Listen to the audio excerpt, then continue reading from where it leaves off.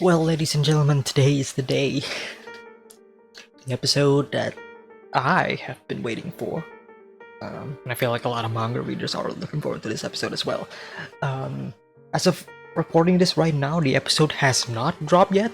It will drop in like a few more minutes, so I'm just waiting for that to happen. In the meantime, I wanna talk about the last episode. Actually, I want to talk about more of it because despite having a discussion portion in the last episode, I feel like there's some stuff that I kind of left out, or I guess I didn't really dive deeper enough until later on, after I edit the video and after I rewatched the episode like a million times already. Do I realize, wait a minute, I should talk about this. Um, there's also a lot of like really good comments that I had from the previous episode that I also want to talk about more. So we're gonna do that first. First of all, huge shout out to this person, Chance, who it's not really their post, but I think it's from a Reddit post, right? So basically explaining all of the mechanism of revolving around the time travel mechanic in the last episode, like the memories and everything. I did try to explain it myself, but it just, well, this post just explains it a lot better. And the reason why I want to talk about it is because some people are saying that time travel does not exist. There is no time travel, and I kind of understand where they're coming from, because this isn't your conventional time travel story, because Eren and Zeke isn't like physically time traveling to the past. They're merely looking at a memory from the past, but it is their memories that are traveling through time. So it's like, it's not your conventional time travel, but it is a form of time travel. So to say that this is not time travel to me is a bit odd, because it is, but it is time travel, but it's not your typical conventional time travel, because again, it's not them physically traveling through time, but it's their memories that are traveling time instead. And those are the stuff that Grisha saw, and those are the stuff that Kruger saw.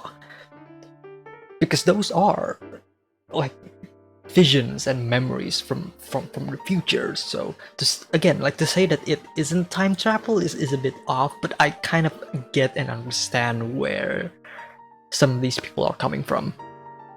Because again, it's just not your conventional time travel, but it is a form of time travel. I'm just repeating words at this point. Someone also asked this question about, did Eren manipulate Grisha knowing is what he had to do to be able to get the Founding Titan's power, or did he only do it because Frieda was pissing him off? And if that is the case, did that second option indirectly cause the loop? Now, I did answer this reply, but basically and this is not coming from like a general perception. This is just coming from my personal opinion when I was first reading the manga. You can read it for yourself, but I feel like it is a glimpse of it's a mix of both. Eren saw a glimpse of that memory, not all of it, in my opinion, just like fragments of it. And Eren looking at it right now in the previous episode, it's just basically confirmation that what he saw was true, and all of it would lead to Eren finally manipulating Grisha, because he knows that is what he has to do. It's Attack on Titan. It's like a fixed loop where you can't really change anything, because that is bound to happen. It is fated to happen, and it's one of the reasons why I find it interesting. Is because it contradicts everything that Eren stands for, which is freedom. Being in a fixed loop means that you are a slave to it. You're not free to do whatever you want, like your own free will. Is there free will? Maybe not, because you are in a fixed loop. If everything is predestined, then you're essentially not free, right? Which makes it, the story of Attack on Titan and Eren's character, in my opinion, very interesting to read and to watch entirely when I was reading the story, because it's like two different sides and two different views that contradicts with one another from the same character. You have a character who is always determined, always wanting freedom, but you are running on a treadmill. You're not going anywhere. You're always going to be reaching that same destination, even if you want to do anything else. So I just think it's an interesting thought, and I feel like Isayama did a pretty solid job in exploring these ideas of free will, freedom, and being a slave to it. It's interesting stuff indeed. Now here is a comment that I realized, holy shit, you're right. Because this is something that I was thinking about when I first read the manga, but I never really cared to dive deeper into it. Basically, it's the whole idea of whether or not the Attack Titan's power to actually see the future is actually the Attack Titan's power, or if it's just a result of Eren meddling with the memories in that episode using the Founding Titan's power. Because, okay, here's like, this is when I start to give out my own personal criticisms of Attack on Titan, because it's not a perfect story. Before the reveal of the previous episode, before I reached that point in the manga, I've always felt like the ability to look through the past and the future isn't the Attack Titan's ability, but it's actually the Founding Titan's ability, because that makes a lot more sense, does it not? I mean, obviously the Founding Titan is like the progenitor of all the other Titan. It's the first Titan. It's obviously, compared to all the other Titans, it's more of a god status instead of just an average Titan user. And if you look at all of the other 9 Titan, like if you look at all of the other Titan holders, right? Like the Armored Titan is mostly for defensive, right? And the Attack Titan is mostly for offensive. Like there's no real reason for me to believe that the Attack Titan has an ability that is broken, that can actually transcend space and time. To me, it just doesn't feel right. Right? So I always felt like Eren being able to look at the past and the future isn't because of the Attack Titan's ability, but it's more because Eren also has the Founding Titan's ability in him, alongside with the Attack Titan. So I personally feel that if the Attack Titan does have the power to transcend space and time and look into the memories of the future, I don't know. It feels a bit. It feels a bit cheap in storytelling. I feel like that's I don't want to call it an ass pull, but it kind of is. I'm sorry. I mean, I'm completely fine with it. I just feel like revealing that it is actually the Attack Titan's power and not the Founding Titan's power was a bit. I was a bit iffy on it, because it makes sense, but at the same time, why would the Attack Titan have that kind of power? That's the thing that doesn't make sense, right? Because every other Titan, I feel like, has an ability that kind of... Every other Titan has an ability that works and makes sense. Even the female Titan's ability to call other Titans, I feel like, is perfectly fine and normal. But the Attack Titan having the ability to look into the future of the other user's memory,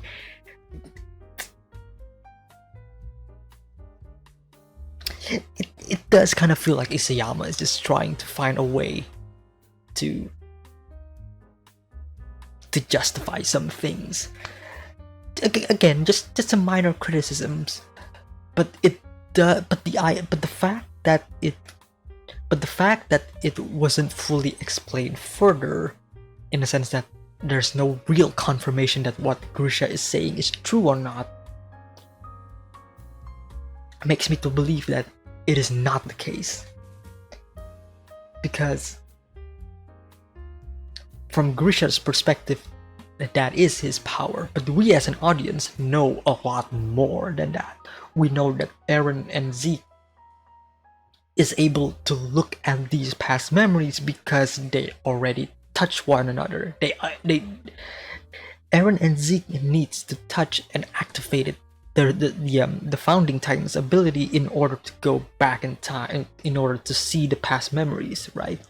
So that leads me to believe that this isn't necessarily the Attack Titan's ability, but Grisha believes it is, because that is what he is seeing.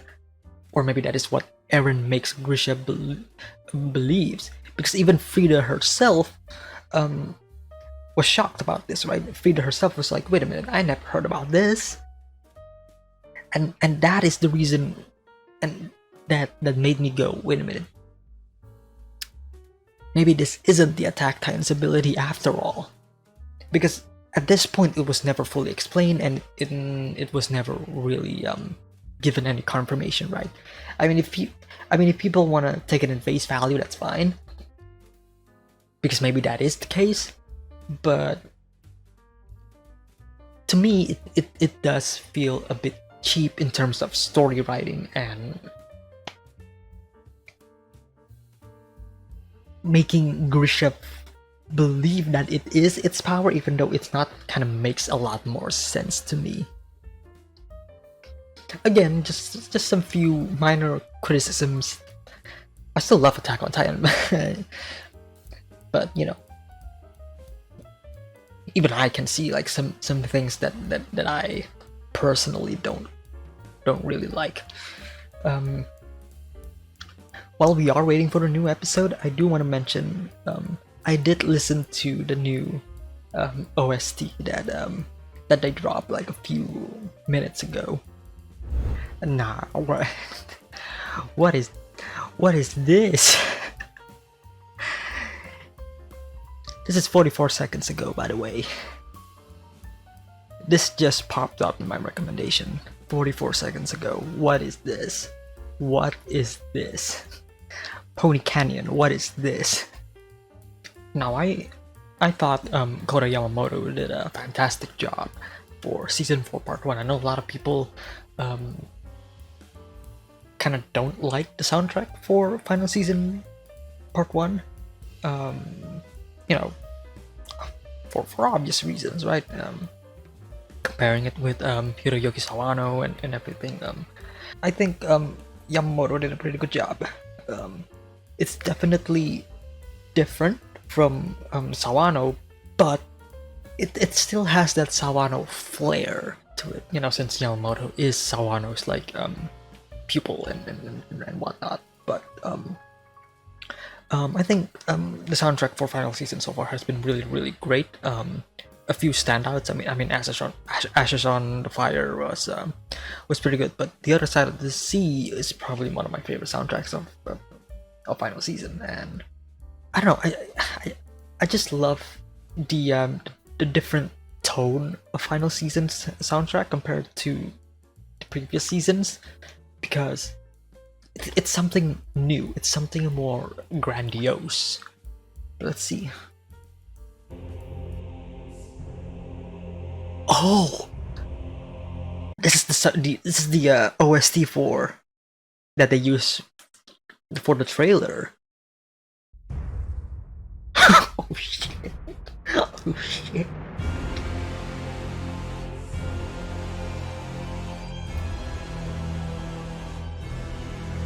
The strings in the back.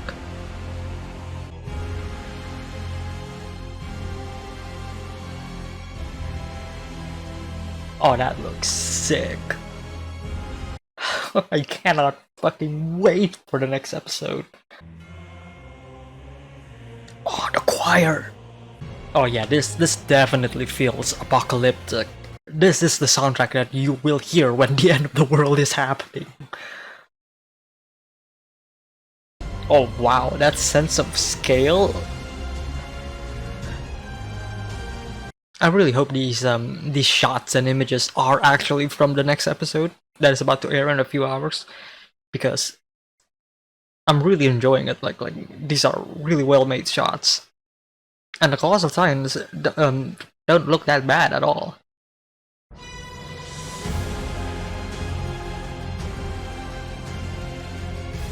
Oh, they have to play this when. Oh yeah, this next episode is gonna be fucking insane.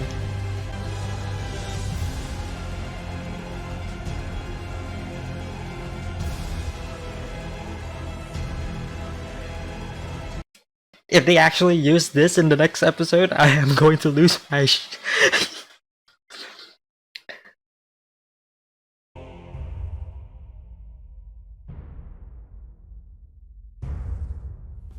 Someone also asked what my thoughts on the ending are for the manga. I don't want to ruin other people's expectations for the ending, especially anime onlys who are watching this. So I'm not gonna spoil anything other than the fact that I enjoyed it. I think it's fine. I don't hate it like half of the community did, but I do understand why they're hating on it, because let's just say there's few things that they weren't expecting and a few things that they do not want to happen.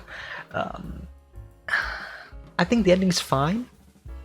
I mean, I still have some issues with it.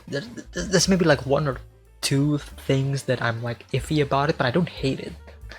I think it's a perfectly fine ending for Attack on Titan, and if this is how Attack on Titan ended, then I'm perfectly fine with it, if I'm being honest. So if you manga readers out there watching this are wondering what my thoughts on the endings are, I didn't hate it. I do have some issues with it. Overall, it didn't really ruin the experience for me. But I do feel like it needs maybe a few more pages to flesh some things out, but yeah, overall I thought the ending was fine. That's all I'm gonna say about the ending, though. As much as I wanna talk about it and dive deeper into it, I don't. Now is not the time. We're still like a few episodes away, and maybe a movie. Are they gonna do a movie? I feel like they are gonna do a movie if the final episode for final season part 2 is going to end on that chapter. We shall see. We shall see. Speaking of, is the episode ready? It is. Alright, ladies and gentlemen, welcome back to Attack on Titan. We are here with episode 5 of final season part 2.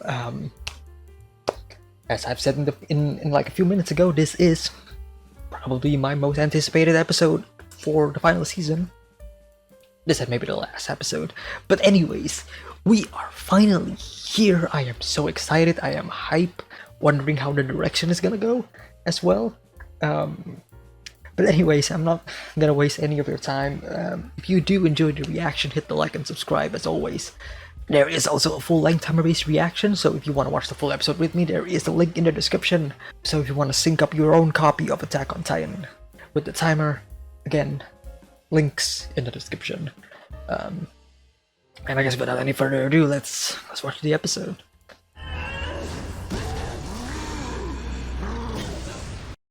Nice, nice. I can't tell if that's CG or not.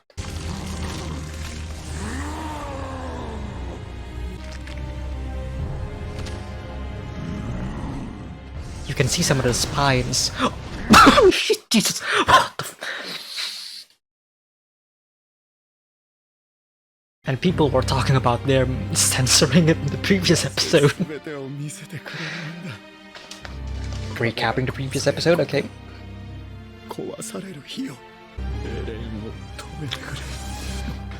Okay.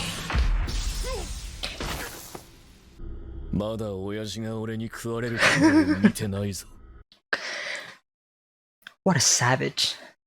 本当に時を超える能力があるのなら、都合のいい記憶だけをグリシャに見せて、過去に影響を与えることも可能なはず。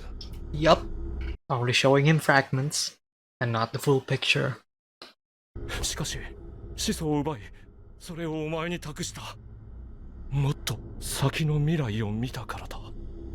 俺は親父の記憶から自分の未来を見た。 Yep.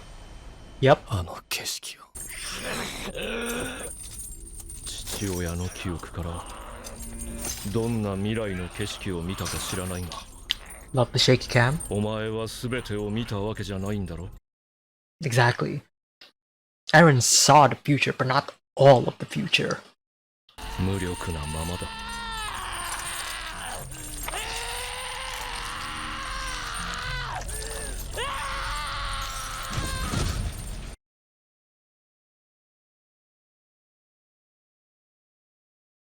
Yuki Kaiji, holy shit.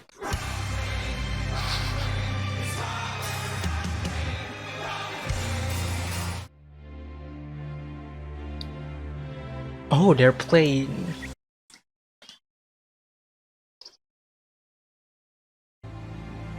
Historia もこの子が好きでしょ?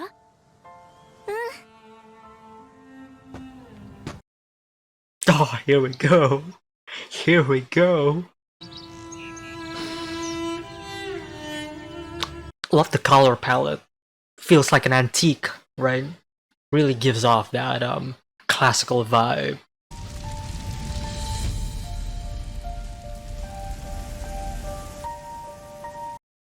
Oh, great cut. How are they gonna do this shit? Ooh. That was great. That was great. CG hands, but greatly utilized. お前は自由だ。 Notice how they don't have any pupils.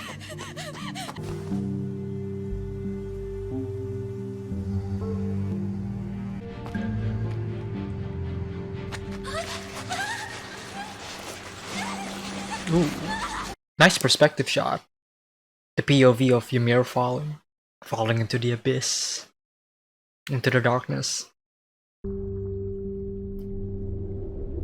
And there it is.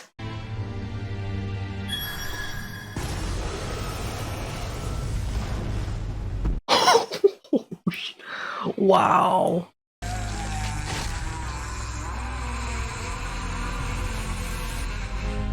褒美だ。我の子種をくれてやる。フリッツの名のもと、憎きマーレを滅ぼせ。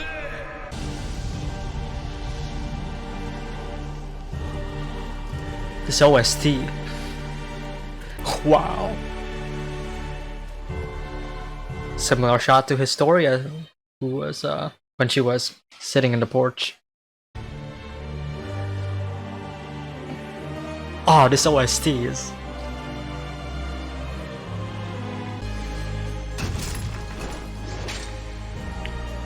great animation there.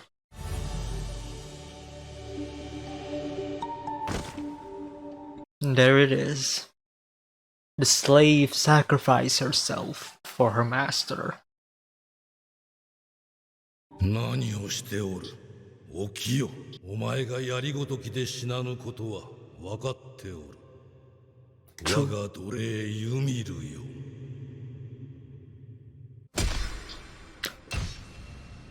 Oh, they're showing it. 娘たちよ。ユミルの体をすべて食い尽くせ。 A bit censored, but ローゼ、シーナ。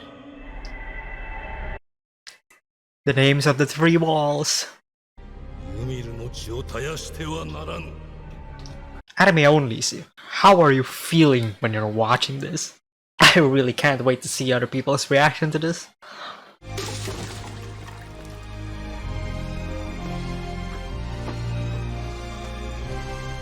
Wow.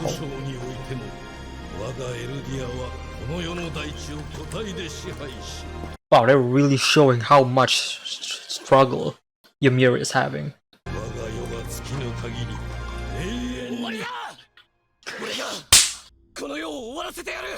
That hard cut. Yes. の従わなくていい。お前が No, you 決めていい。 don't. You're 自分は free. お前だ。お前が選べ。ユミル、俺の命令に従え。全てのユミルの民から。俺をここまで導いたのは Silence. No music. This is perfect. 2000年前から誰かを。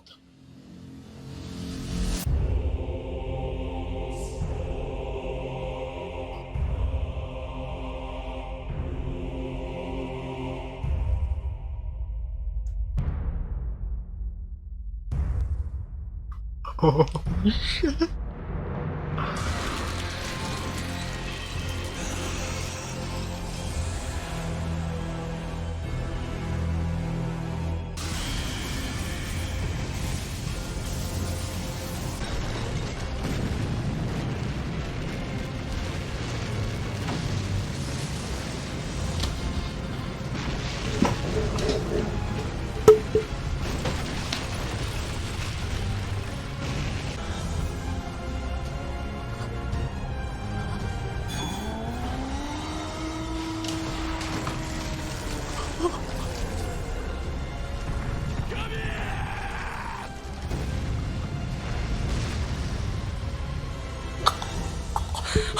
Help me! What am I watching?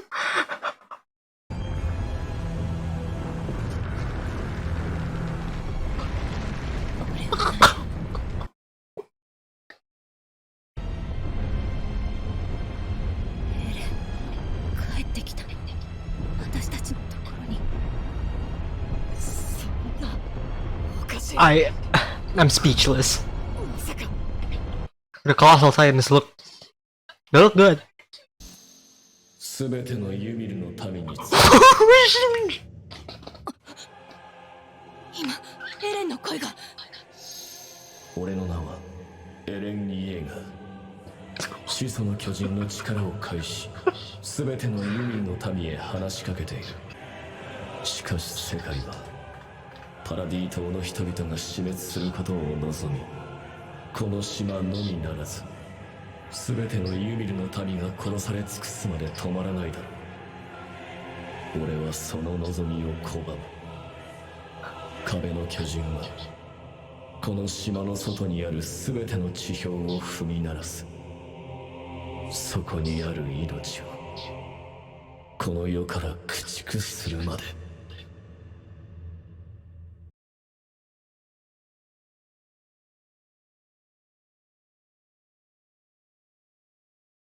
I need a moment.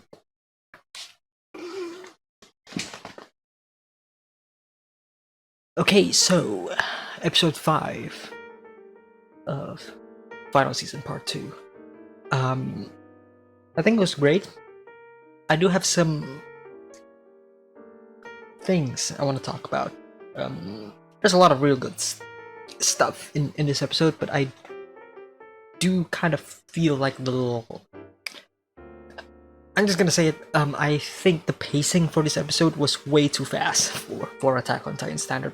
I mean, I just finished watching it. Maybe if I rewatch it again and again, it wouldn't feel that way, but so far I feel like it's just a little bit too fast.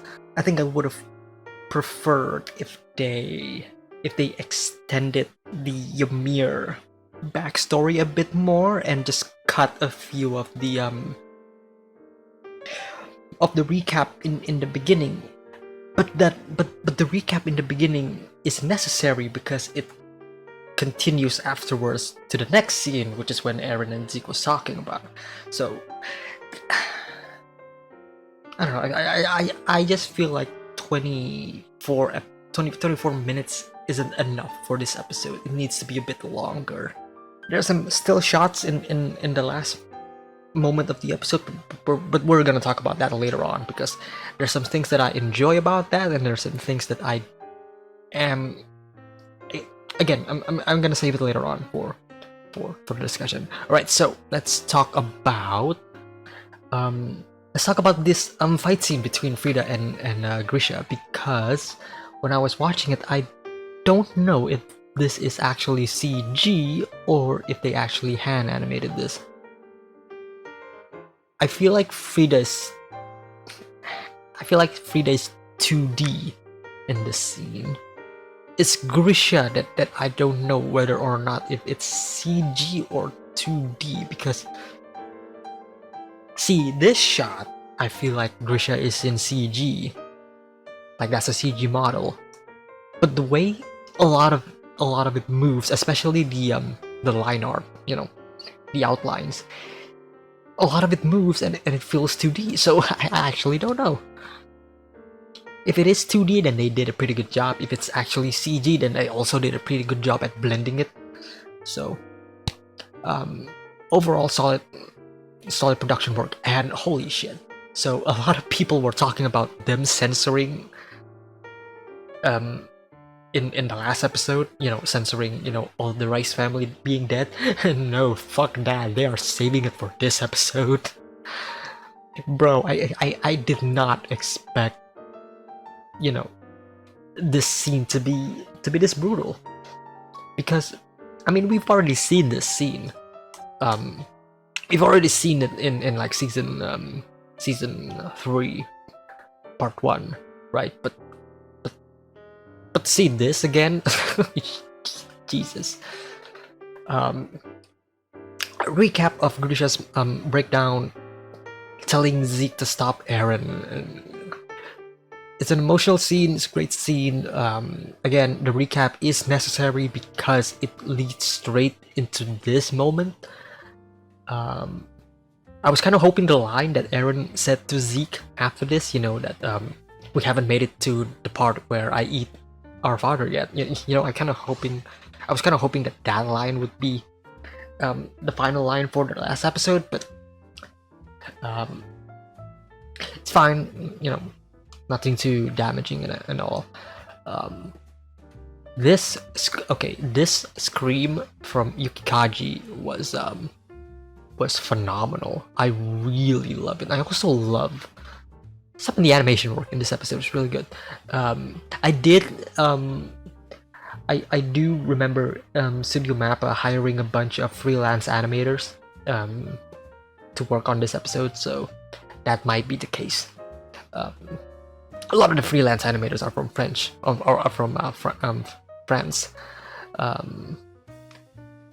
I want to hear Eren's scream again because I thought Yukikaji did a pretty solid job.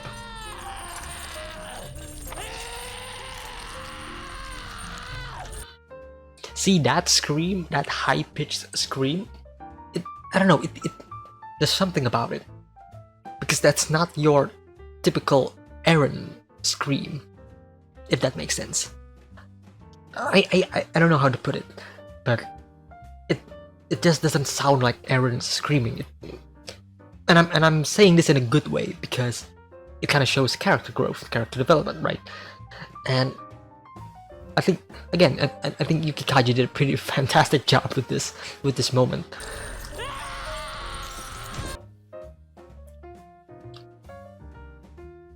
I want to see that. Alright, I'm gonna go frame by frame. Sorry if this is disturbing for you. Ooh.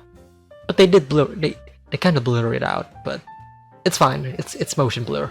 I do love this, especially the part where Eren kind of stumbles a bit when he was running. I thought that was a really cool small little detail. Where is it? Yeah, right there. Whoops. Eren's going like, whoops. We've seen this already before in season 3 when Historia was talking to Frieda. Kind of cool that we are seeing this again, especially with Mappa's art style. But this is when it starts to get really, really good, in my opinion. I think Studio Mappa did a fantastic job with at least the atmosphere of Ymir's backstory and later on with the rumbling. But this atmosphere in particular in Ymir's backstory, this sort of sepia tone, brownish, bronze kind of feel, it does evoke that feeling of this being like somewhere in the Bronze Age, kind of like the same kind of vibe that Zack Snyder was kind of aiming for when he directed 300, because the color tone, because this is a very monotonic color tone, right? Very brown, very it very much evokes this classical Bronze Age antiquity. So from an atmospheric perspective, I can't say that I hate it because I fucking love it. I think this is great. I kind of love the choice of not having all of these people have any pupils. I remember in the manga, at least Ymir and the king did not have pupils, but I don't know if everybody else also don't have any pupils. Hang on. No, they don't have any pupils in the manga.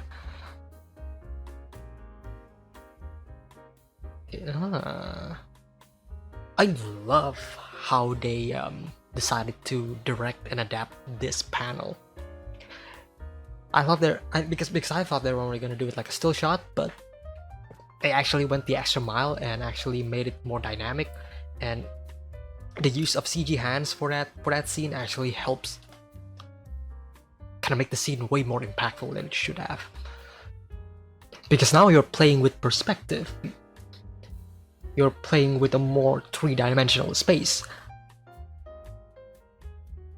Oh shit, Ymir is also in CG. I did not notice that. Huh. Cool. Yeah, this is a great shot. Really love the way they decided to direct this shot. Really great. And now it's... See, this is the part where, to me, it gets interesting. I mean, I talked about this before, right? Attack on Titan being synonymous with freedom, and then the whole idea of being predestined, having a predestined life, so you're not really technically free and everything, you know. In this scene, this is when I find what Isayama is trying to do interesting and poetic, because Ymir is a slave, right? Ymir is a slave. She is being shackled and being ruled upon. She's being controlled, and now she is set free. The king said it himself, you're free. You're good to go. But what does that freedom let her? For Ymir herself, being free means she gets to be hunted down. You're not a slave, you're free. And because you are free, then everybody can do whatever they want with you. And what did they do? They hunt her down. I feel like a lot of people need to understand Ymir's perspective on this, because for Ymir, being free is worse than being a slave, because when she was a slave, she isn't being treated like this, right? I want some of you to look at it from that perspective. Ymir gets the freedom that she wanted, but it turns out that freedom is not what she needed, in a twisted way, right? And this is going against everything that Attack on Titan is trying to portray, which is to gain freedom is to gain joy, to gain basically that feeling of I guess happiness. But again, like, probably one of the reasons why Ymir kept sticking around with the king, and this is King Fritz, by the way, like the first king. The reason why she is sticking around, in my humble opinion, is because she finds that being a slave is better than being free. And I say that, but now think of Eren. Eren is the polar opposite of that. And that is why Eren is trying to convince Ymir his feelings. And what Ymir is feeling is actually wrong. You need to understand the reason why Ymir accepts Eren's plea is because Eren is basically the one who is telling Ymir, hey, this is wrong. You are free. Freedom is everyone's right, and the freedom that you once experience is not the freedom that you should have gained. Eren is essentially giving Ymir a second chance, like another choice. Ymir naturally accepts this because she's been suffering for 2,000 years, because she always believes that the freedom that she once sought isn't the freedom that she expected, and Eren is there to kind of set her truly free. So that's my take on it. So feel free to disagree or agree with what I was saying. If you have a different opinion, let me know in the comments.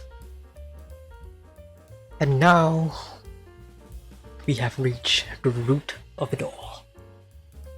A question that everybody had in their minds for a very long time. How did this happen? How did Titans came upon this world?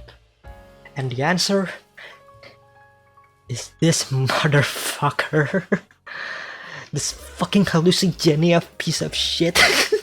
Okay, I kind of like the CGI that they are using for this, because it is glowing and it does feel otherworldly. It feels alien, and if that is the direction that they are kind of hoping to gain from this, then they did a pretty good job. It does also look like a spine. Pure chance, a coincidence? No. Yes. Ymir was just in the wrong place in the wrong time, fell down into the abyss, and then came into contact with what a lot of people used to assume the devil of all Earth. There was a popular theory back in the day that Eren was the one who actually gave Ymir the founding Titans power, which is pretty cool, but that is not the case. You guys notice how this transformation happened? Like, you guys notice what this reminds you of what this looks like? It looks like the world tree, right? From the Paths realm. It looks like the tree. Look at it.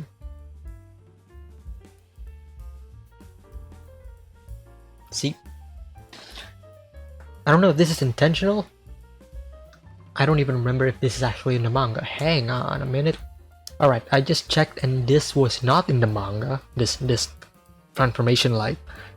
But this was, and holy shit. Again, is it 2D or C? At this point I just don't know anymore. In the first two episodes I can differentiate between a 2D Titan and a CG Titan, but now I don't know. Gruesome. I thought they were gonna censor this, but they didn't. So I'm really happy about that. Again, I've mentioned this before. Parallels with Historia, you know. I'm just gonna leave it at that. Okay, now here's a question. We all know that Titan users have the ability to regenerate. We see it happen to Eren, we see it happen to Zeke, to Reiner, Berthold, like literally every other Titan user has the ability to regenerate. Ymir has no right to die here, right? She has all the power in the world to go back to life. King Fritz himself said it. He knows that no mere spear can kill her, so why didn't Ymir regenerate? why did Ymir let herself die? Forget the question of why Ymir saved King Fritz. The question that is on my mind right now is, why did Ymir choose to die? Now this isn't something that is explained or answered upon in the Attack on Titan manga. This is why I'm actually asking the question. Now I'm kind of hoping and wondering what your thoughts on this are, whether if you are a manga reader or an anime only, but in my personal opinion, I feel like Ymir just gave up at this point. That's how I'm feeling. Again, it's the idea that I said previously on freedom. Ymir being free leads her to suffering, so she returns to Fritz as a slave because she thinks that this is a better life. But I also kind of feel like Ymir has had enough of it. She feels like she cannot find happiness. She couldn't be happy when she was a slave, and she could not be happy when she was free. Which is the reason why she decides not to regenerate and essentially letting herself pass on. That's how I feel about it. Enter the curse of Ymir. Maria, Rose, and Sheena eating Ymir's whole body,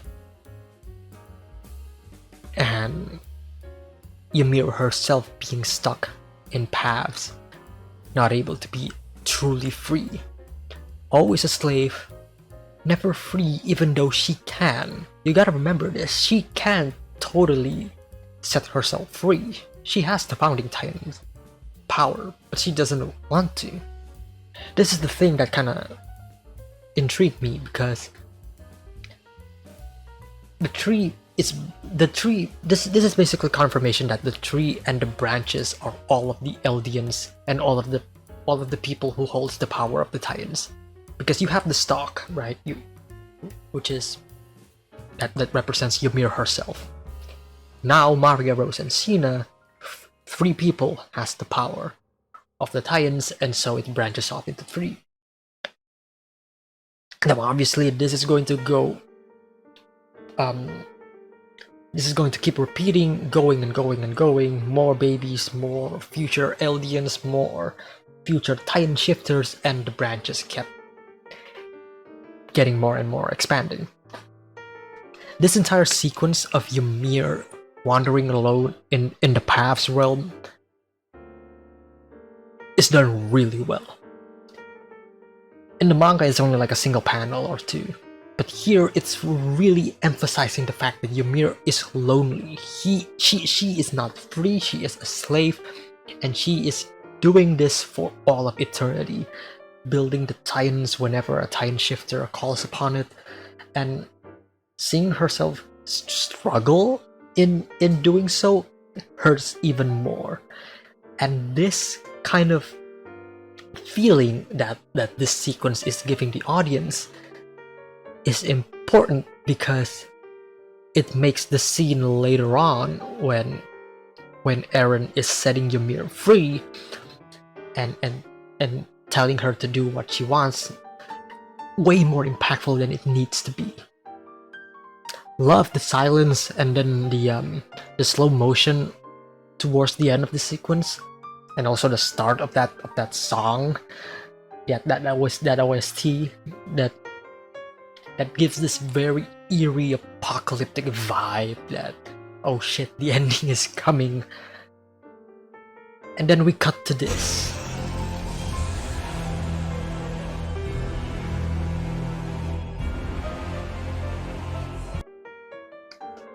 So it does came out from Eren's body.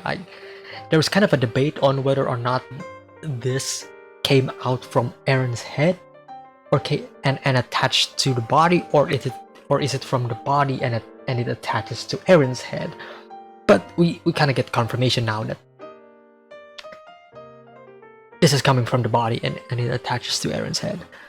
Again, the atmosphere, the change in the color palette, turning from this more orange red kind of apocalyptic vibe. It's perfect. Yeah, I think they did a pretty good job with the rumbling. And the Colossal Titans too, like it's a mix between 2D and CG. Like there are shots where I feel like, yeah, that's a CG Colossal Titan, but at the same time there are shots where I feel like, yeah, that's a 2D Colossal Titan as well. And honestly speaking, as of right now, I feel like the Colossal Titans, they look pretty good. Everybody was fearing that it's going to look like Berthold from season 3 part 2. It does kind of look like it, but it's way more improved, and I feel like way better integrated into the scene. Now this, what is this? What am I watching? Oh, that's so fucking sick.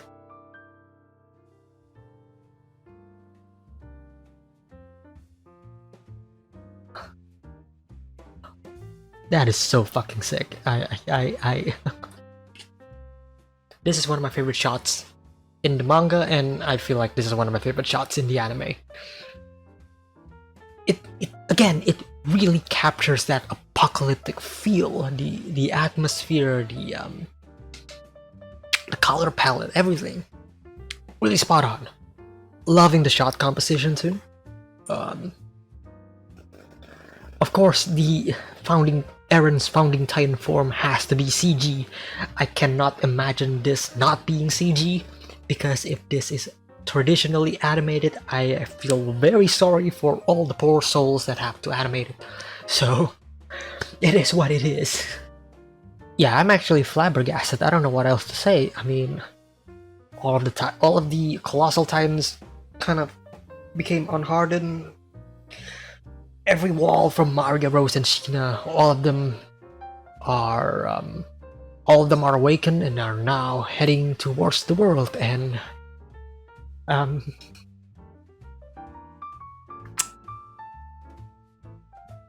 we're in the end game now, boys. We're in the end game.